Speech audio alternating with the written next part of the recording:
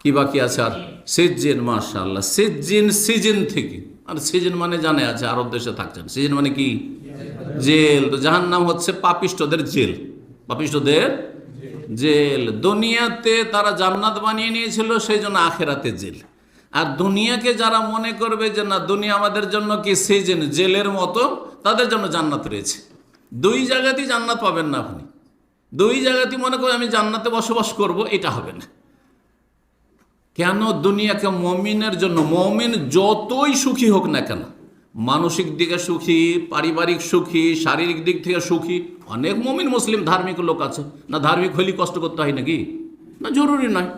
অনেক ধার্মিক আল্লাহ ভীরু আছে, মানসিক শান্তি তাদের মতো আর কারো শান্তি নেই পৃথিবীতে। রাজা ধীরাজাও পাই না, বোঝা গেছে? রাষ্ট্রনায়কও পাই না। শারীরিক শান্তি, শারীরিক দিক থেকে আলহামদুলিল্লাহ সুস্থ, পারিবারিক দিক থেকে ওদের মতো সুখী পরিবারই কেউ নেই, খুব সুখে শান্তিতে আছে, ঠিক না? স্বামী স্ত্রী পেয়ে সুখী, স্ত্রী স্বামী পেয়েও সুখী। হ্যাঁ, অথচ ভালো ভালো পয়সাওয়ালাদের বাড়িতে স্বামী স্ত্রীতে তাদের কোনো কথাবার্তা এটা মিল নেই, সব দিক থেকে সুখ আছে, ধন দৌলতের অভাব নেই, কিন্তু আল্লাহর হক নষ্ট করেনি, মানুষের হক নষ্ট করেনি। জি, এমন লোক আছে না নেই? আছে। তো দুনিয়াতে এত সুখ শান্তি পাওয়ার পরও মুমিনের জন্য দুনিয়াকে কেন সিজন, জেল বলা হলো? হাদিস, আর দুনিয়া সিজনুল মুমিন ও জান্নাতুল কাফির। দুনিয়া হচ্ছে মুমিনের জন্য জেল স্বরূপ, হ্যাঁ, কায়দখানা স্বরূপ, আর জান্নাতুল কাফিরের জন্য স্বর্গ স্বরূপ, জান্নাত স্বরূপ। একটা ঘটনা বলি তাহলে, সত্য ঘটনা। ইমাম হাফেজ ইবনে হাজার রাহিমাহুল্লাহ, যে সহিহ বুখারীর সবচেয়ে প্রসিদ্ধ ভাষ্যকার, সারহা লিখেছেন আরবিতে 12 খণ্ডের, ফতুল বারী। ইমাম হাফেজ বিন হাজারের কিতাব হচ্ছে বুলুগুল মারাম। ইবনে হাজার রাহিমাহুল্লাহর ইন্তেকাল হচ্ছে 9ম শতাব্দী 852 হিজরিতে। তিনি মিশরের সেই যুগে প্রধান বিচারপতি ছিলেন। আর সেই যুগে আলেমদের বিচারপতির এত ক্ষমতা ছিল যে রাষ্ট্রনায়ক রাজার চাইতে বেশি তার ক্ষমতা, পাওয়ার। কারণ রাজাকে সেই আইনের কাছে মাথা নত করতে হবে। জি, তাহলে কত ক্ষমতার মালিক তিনি ছিলেন পার্থিব দিক থেকে, ইবনে হাজার রাহিমাহুল্লাহ। তো ইবনে হাজার রাহিমাহুল্লাহ তিনি একদিন, তখনকার যুগে টাঙ্গা বুঝেন তো? পরীক্ষা করার জন্য বললাম টাঙ্গা, কারণ আগের লোকের টাঙ্গা বুঝে। আরে টাঙ্গা কিছু বুঝেন না? কেউ বুঝেন না?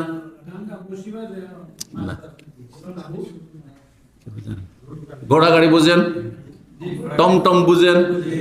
তো কেউ যে বললেন না। আগের যুগের ভাষাতে টাঙ্গা বলা হইতো, টাঙ্গা বা টাঙ্গা বলা হইতো। তো তিনি ঘোড়ার গাড়িতে চড়ে টমটমে চড়ে যাচ্ছে। তখনকার ঘোড়ার গাড়ি ওই রকম থাকতো, হাইফাই, মানে আমাদের দেশের এই ফুটপাতিয়া নয়।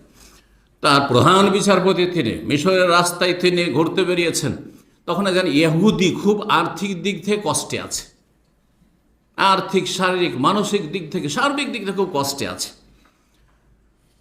তখন এসে বলছে যে আপনি তো দেশের কি প্রধান বিচারপতি, আপনি রাইসুল কোজাত, তখনকার যে কাজিউল কোজাত বলা হইত, যদি কাজিউল কোজাত বলা জায়েজ নাই, রাইসুল কোজাত বলা উচিত, প্রধান বিচার, চিফ জাস্টিসকে।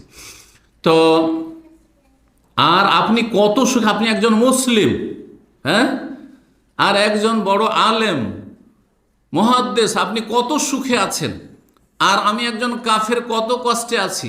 অথচ আপনাদের নবী বলেছেন আদ-দুনিয়া সিজনুল মুমিন ও জান্নাতুল কাফের। দুনিয়া হচ্ছে মুমিনের জন্য কি? জেল, আর কাফের জন্য জান্নাত। তো আমি তো জাহান্নামে আছি, আমি তো কাফের ইহুদি, আমি জাহান্নামে, আর আপনি জান্নাতে আছেন, দুনিয়ার স্বর্গে আছেন, জান্নাতে আছেন। তাহলে তো আপনার নবী তো সত্য কথা বলেননি। তাহলে এতরাজ দেখেন সেই ইহুদি কত বিচক্ষণ, কিন্তু বুঝতে পারছেন? এর জবাব হয়তো আপনারা দিতে পারবেন না। জি, শুনে রাখেন ভালো করে। ইবনে হাজার রাহিমাহুল্লাহ, সুবহানাল্লাহ, এটা হচ্ছে এলেমের বরকত, হ্যাঁ, এলেমের দক্ষতা, গভীরতা। তিনি বলছেন দেখো, আখেরাতে জান্নাতে আল্লাহ আমার জন্য, একজন মুসলিমের জন্য যা তৈরি করে রেখেছেন, তার সাথে যদি আমার জীবনটাকে তুলনা করি, তো আমি জেলখানায় আছি। হ্যাঁ, আমি কোথায় আছি? জেলখানা। আর তোমার জীবনটাকে, তোমার এই লাইফটা খুব কষ্টের, তোমার জীবনটা চলছে যে এখন, এটাকে যদি তোমার জন্য যে আল্লাহ জাহান্নাম তৈরি করে রেখেছেন, এই অবস্থায় যদি মারা যাও, তা সেই তুলনায় তুমি কোথায় আছো? জান্নাতে আছো। তোমার জন্য এইটাই জান্নাত যে তুমি চলাফেরা করছো, অন্তত হ্যাঁ হাঁটা চলা করছো, খাওয়া দাওয়া করছো, যাই কিছু খাও না কেন, হ্যাঁ কষ্টে আছো, কিন্তু জাহান্নামের শাস্তির সাথে তুলনা করলে তুমি কোথায় আছো এখন? তুমি জান্নাতে আছো। আর হ্যাঁ আমি জাহান্নাম কোথায় আছি? আমি আছি সিজনে, জেলে আছি। আর সিজন আর দুনিয়া সিজনুল মোমেন ও জান্নাতুল কাফের। বুঝতে পারলেন কথা? জি। কেন? একজন মমিন মুসলিম যতই সব দিক থেকে সুখে থাক না কেন, যে জান্নাতে অকল্পনীয় সুখ রয়েছে তার তুলনা এখানে কিছুই না। তারপরে এখানে বিধিনিষেধ আছে না নেই? একজন মুসলিমের জন্য এখানে বিধিনিষেধ, এটা খেতে পারবে, এটা পারবে না, এটা হালাল, ওইটা হারাম, এটা জায়েজ, ওইটা না জায়েজ, ঠিক কিনা? আর কাফেরের সবকে হালাল করে নিয়েছে। শিরক হালাল, কুফর হালাল, সব হালাল। তার খুন করা হালাল, তো তার জেনা করা হালাল, তার মদ খাওয়া হালাল, সবকে তারা হালাল করে ফেলেছে। তাহলে জান্নাত এমন একটা জায়গা যেখানে সব হালাল থাকবে। সব হালাল থাকবে না? থাকবে না? সেখানে কি আপনার স্বর্ণ হারাম থাকবে? না স্বর্ণের অলংকার দেওয়া হবে পুরুষকেও? হ্যাঁ, স্বর্ণের থালা বাসন দেওয়া হবে, ঠিক কিনা? সেখানে মদ হালাল থাকবে না হারাম? মদ দেওয়া হবে না? জান্নাতে যে 4টা নহর রয়েছে, একটা নহর হচ্ছে মদের নহর। কিন্তু দুনিয়াতে একজন মুমিন যতই পয়সাওয়ালা ধার্মিক হোক না কেন, তার জন্য মদ হচ্ছে হারাম। দুনিয়াতে 4-এর বেশি স্ত্রী রাখতে পারবেন না, তাও শর্ত সাপেক্ষ, শর্ত পুরা করেন তাহলে ঠিক আছে। কিন্তু জান্নাতে ওয়ালাকুম ফিহা মা তাশতাহি, যা চাইবে তাই তোমাদেরকে দেওয়া হবে। বোঝা গেছে? জি। তো এই ছিল 8টি সিজন। আল্লাহ রাব্বুল আলামিন কোরআন কারিমে 2 জায়গায় এই শব্দটি বলেছেন। সূরা মুতাফফিফিনের 7 থেকে 9 নম্বর আয়াতে বলেছে কাল্লা ইন্না কিতাবাল ফুজ্জারি লাফি সিজ্জিন। শুনে রাখো ভালো করে যে পাপিষ্টদের আমলনামা কোথায় রয়েছে? সিজ্জিনে রয়েছে, মানে জেলখানায়। যারা জেলের কয়েদি তাদের লিস্ট কোথায় থাকবে? জেলখানাতে থাকবে, জেলখানাতে থাকবে। তো পাপিষ্ট যারা গুনাহগার, ফুজ্জার ফাজেরের বহু বচন। আমাদের দেশে কিন্তু ফাসেক ফাজের বলে না, যে অমুক ফাসেক ফাজের। ফাজের মানে পাপিষ্ট, ফাজের মানে হচ্ছে পাপিষ্ট। পাপিষ্ট আর ফাজেরের বহু বচন হচ্ছে ফুজ্জার।